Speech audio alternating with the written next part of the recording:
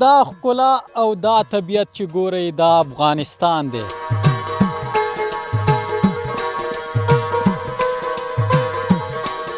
د مزار شریف نه تر کندوز ښاره پورې چې څومره لاره ده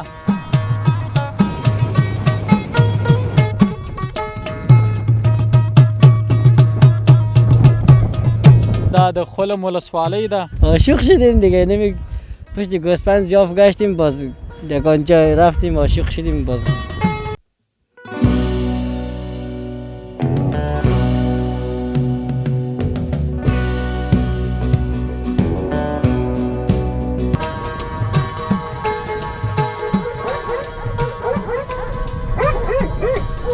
تاسو د څښلو اوبو پسې 80 کیلومتره لرې 80 کیلومتره لرې ځو.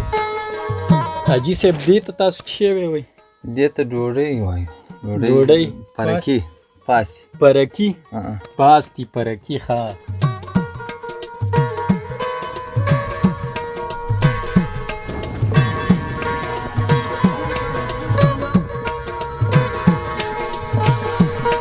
لږو هېوادونو کې به داسې ښکلا وي.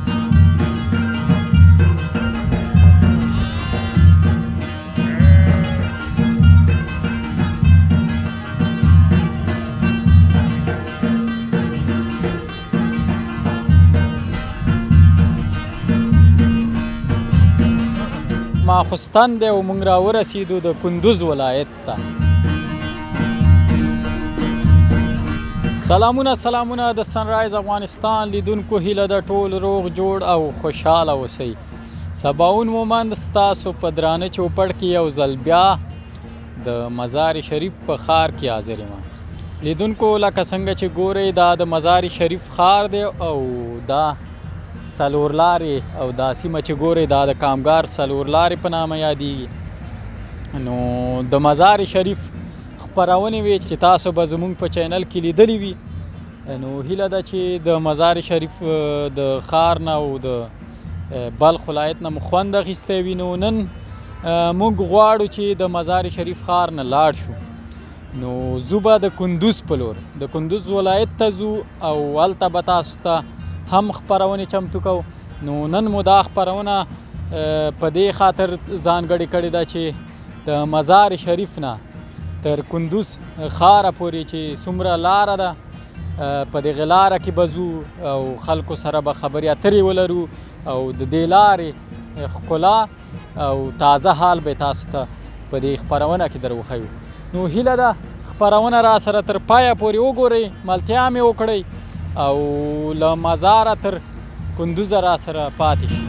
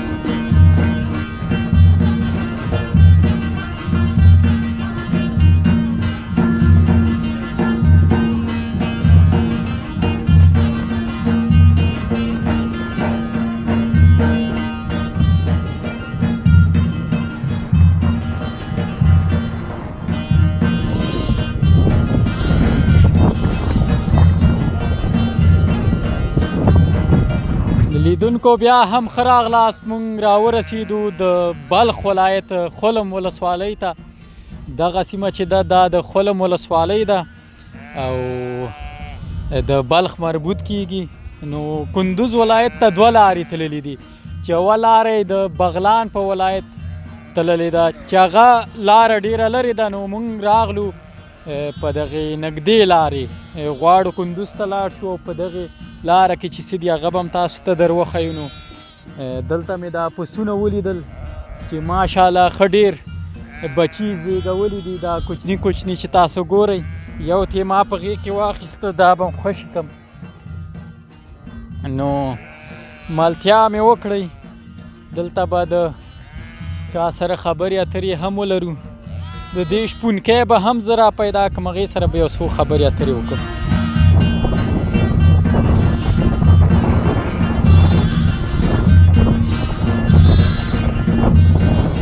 سلام خوب هستی بخیر جان جور بخیر تکره خوب هستی بخیر باشی اسمتان اسم من امان الله امان الله از کجا هستی از چی هستیم رویداب رویداب ولایت سمنگان او از سمنگان هستی این ساحه مربوطی کدام ولایت میشه این صاحب مربوط به ولایت مزار او مربوط بلخ میشه بسیار بله. خوب چطور هستی زندگی چطور است در این روزا خوب است یک ذره بخی خوب است با تا و فضل خدا خالی خوب است همی رامک کلش از خودتا ها بخیر یگان صد کنم صد شخص خودم است دیگه چکنه است دیگه است ما که دیدم یا زیاد چوچه آوردن نه ها یار یکی از رامک هستنی همی گوسفندا هر یکی شک تا چوچه میاره یعنی زیاد هر یک شک تا یک تا میاره او که دو تا هم میاره دو تایی هم داره خب در این روزای اخیر به نظر می چوچه داده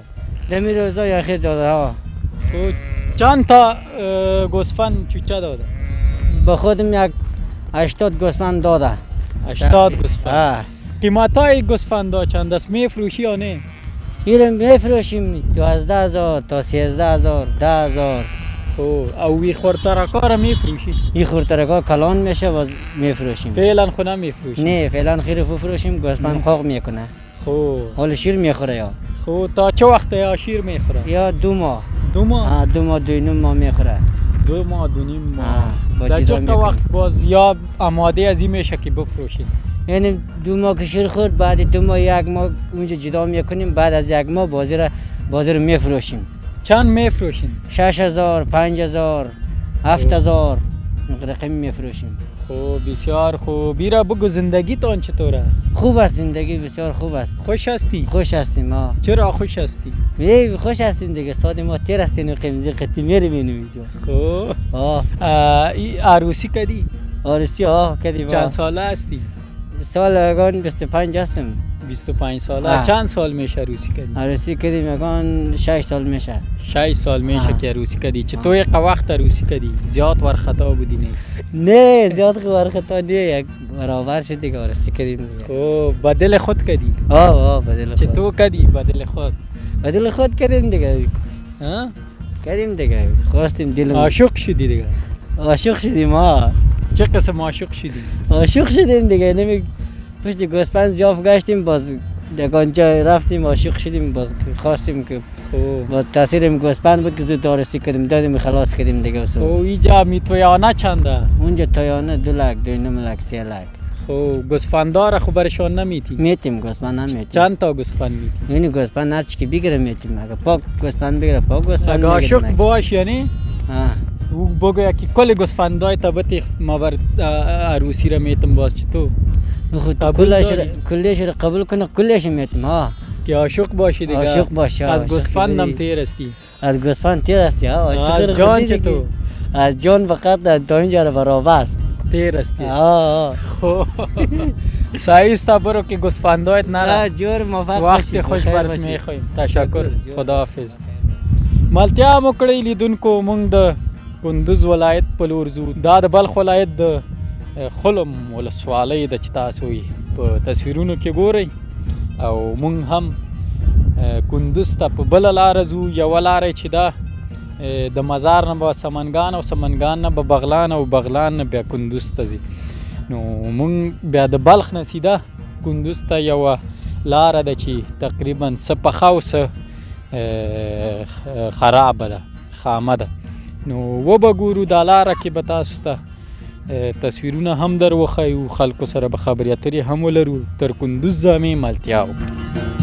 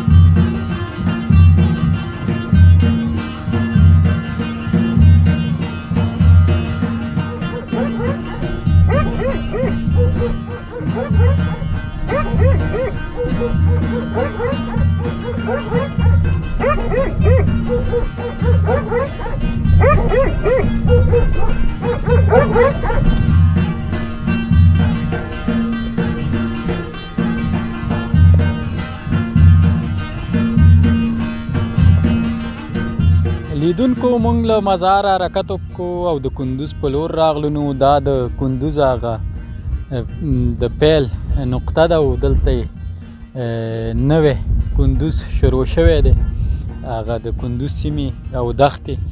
او دلته چې څنګه تاسو په تصویر کې ګورئ نو دا دښته دومره لویه دښته ده چې هغه وروستی حد یې په سترګو نه ښکاري. نو په دې دښته کې یو څو کورونه مې وکتل چې 2-3 4 کوره دي او نور پکې څه نشته. د دې حاجي صاحب سره به خبرې اترې ولرو چې دا هم د همدې ځای اوسېدونکی دی. حاجي صاحب ستړی مه شي. جوړ په خیر. جوړې په خیر ښه کلاري ده. پیل کې راته که ځان معرفي کړي.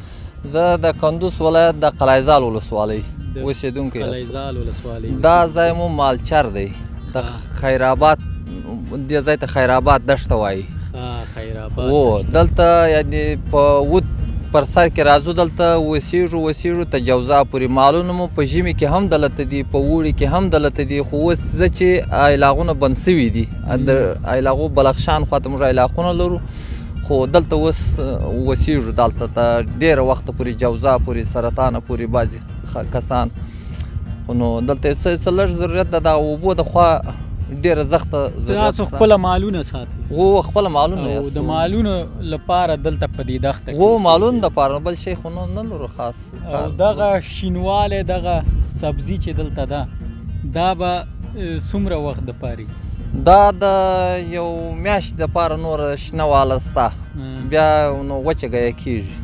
او دا چې ختم شي بیا تاسو هم له دې ځای څخه یاره خو نو نه ځو، په وچه کې هم نه ځو. بیا ته ډېره وخته چې مالونه ګزاره وکړي، یعنې خپله مو د اوبو د خوا اکمال وسي، بیا نه ځو، ته ډېره وخته نه ځو. اوس ځکه چې بیا اوبو سره څه مشکلات پیدا سي بیا ځو. دلته تاسو څه مشکلات لرئ؟ لکه څنګه چې زه ګورم نه روغتون شته، نه مکتب شته، او نه داسې بازار شته چې تاسو ورنه خرید وکئ. او اوبو ستونزه څنګه؟ اوبه شته نشته؟ اوبو سره سخته مشکلات شته، اوبو بیخي نشته. ولې چې دلته یو 2-3 څانان دي ترخې اوبه دي، هغه هم کمې دي، یعنې رسیدګي و دې ټولو مالدارو ته نشي کولی. نو خوږې اوبه چې دي یا به دلته د باران اوبه رانیسو او یا به د تاشقرغان راو کوم وسایل، یا په ټانکر کې یا په خرید باندې څښلو اوبه د تاشقرغان راو. د تاشقرغان تاشقرغان د مزار ډېر لرې دی، یعنې 80 کیلومتره لار ده. په کیلومتر باندې چې دا سړکونه تاسو د څښلو اوبو پسې 80 کیلومتره 80 کیلومتره لرې ځو.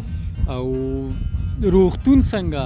روغتون نو خدای مه کړه یو مریض پیدا کړي، مریض پیدا سي، بیا نو دا کلي کې یو موټر ګاډ شته یا موټر شته، بیا به یا مزار ته بیایو یا به کندوز ته بیایو. او نور څه ستونزې لرئ تاسو؟ ستونزې خو نو شته، اوس داسې خاص خو شکر شش کال خو ډېره ښه اصلي ده، یعنې د واښو د خوا د مالو د خوا ښه کال دی، ډېر ښه خوشحاله یاستو شش کال. خو انشاءالله نور مشکلاتونه نشته. د ژوند نه راضي یعنې؟ بالکل دا ژوند بالکل موږ ته یو پاچی ده. تاسو چې مال لرئ بیا د دې مال نه څه ګټه اخلئ که نه؟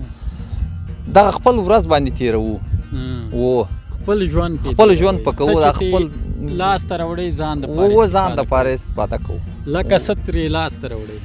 مالونه دي دغه وریانې پاتېږي، څو وخته بعده کې خرڅوو، بیا خپل دغه روزمره ګزاره په کوو، یعنې د خپل اکمال په کوو. مستې او شومړې شته؟ بیخي پرېمانه، بالکل دا پرېمانه ته هر وخته پورې شته ده. او څنګه دی دلته ستاسو دا رسم و رواج څنګه دی، فرهنګ څنګه دی دلته؟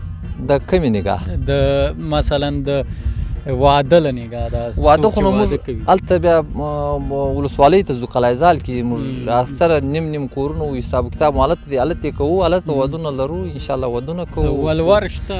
ولور شته و. څومره دی ولور؟ ولور نو رقم دی، یعنې ته 4 لکه نیولې ته 8 لکه پورې افغانۍ.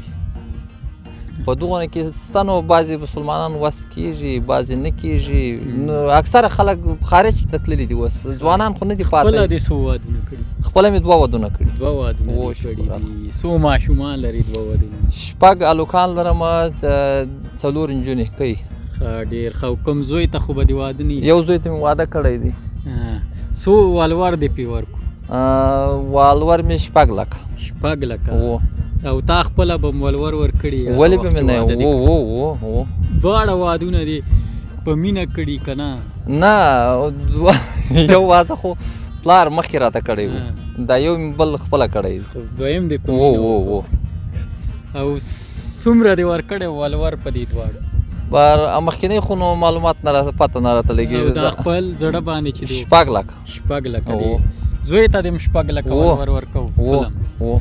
حاجي صاحب مننه. کور ودان مونږ به درنه لاړ شو. یا ډوډۍ تیاره ده، مستې ده، ډوډۍ دی، راځئ ډوډۍ مستې را باندې خوري یعنې وطنۍ مستې. وطنۍ دوستانو غوړي لا غوړي یم زمونږ خبرې وشوې، هم به د حاجي صاحب سره ډوډۍ وخورو. کلی دی نو دلته ټول حاجي صاحب څو کورونه دي؟ دلته یعنې 2 کوره یاستو بس. 2 کوره دي په دې بسته دښته کې؟ په یا دغه زموږ یعنې دا هر ځای ستا، خو دا مالدار خلک دي، کوچان خلک دي، هر ځای بس مال چې ګزاره پوره کړي هغه قدر مالدار ستا بس. سمه ده دوستانو، ملتیا مو کړئ، مونږ به حاجي صاحب سره لاړ شو. زه حاجي صاحب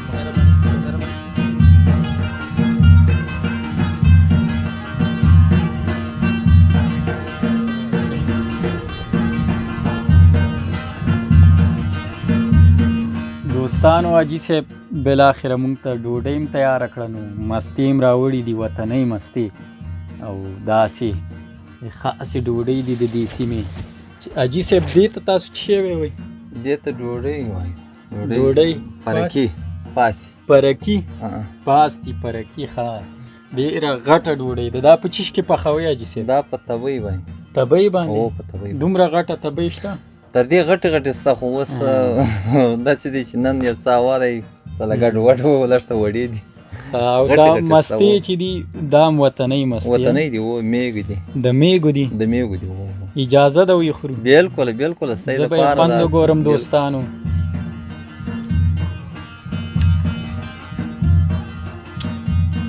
ماشاءالله ډېر ښه.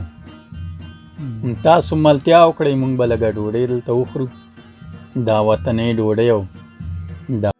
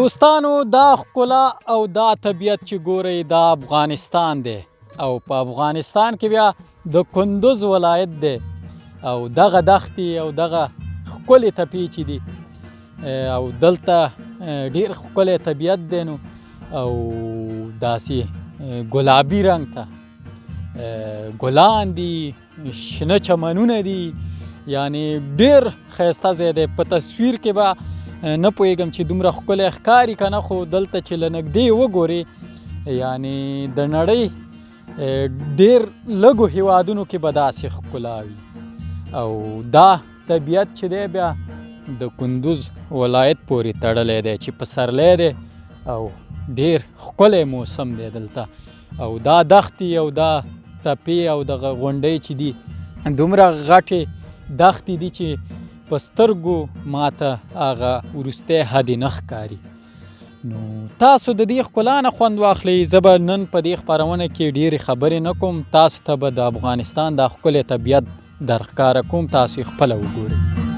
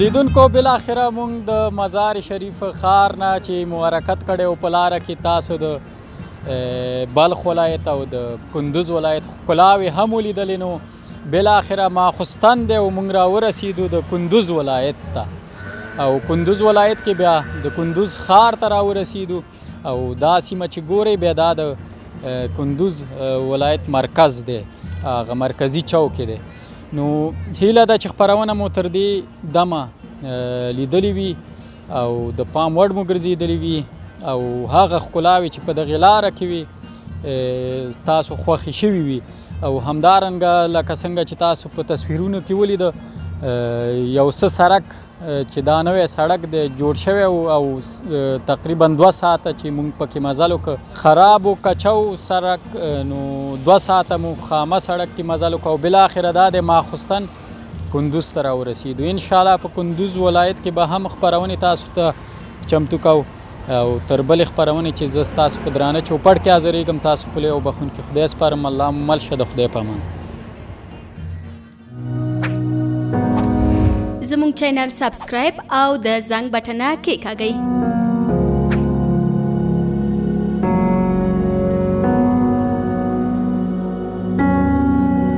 له ښکلې ویډیوګانو څخه خوند واخلئ.